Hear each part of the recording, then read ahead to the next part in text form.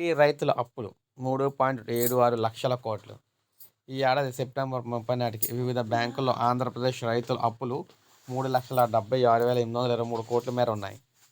తర్వాత దేశంలో అత్యధికంగా వ్యవసాయ రుణాలున్నది ఏపీ రైతుల్లోనే. కేంద్ర ఆర్థిక శాఖ సహాయ మంత్రి పంకజ్ చౌదరి లోక్సభలో ఒక ప్రశ్నకు ఇచ్చిన సమాధానంలో ఈ విషయం వెల్లడైంది.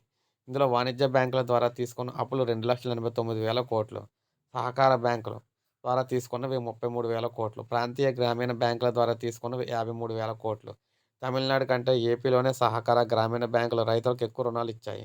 రైతు రుణాలు మాఫీ చేసే ప్రతిపాదన ఏది ఇక్కడ నేది అంటే ప్రతిపాదన అది కేంద్ర ప్రభుత్వం వద్ద లేదని కేంద్ర మంత్రి చెప్పారు. సో, మొత్తంగా చూసుకుంటే ఆంధ్రప్రదేశ్‌లో, ఆంధ్రప్రదేశ్‌లో ఏకంగా రైతులకు సంబంధించి అప్పులు 3.76 లక్షల కోట్లయితే ఉన్నాయన్నమాట.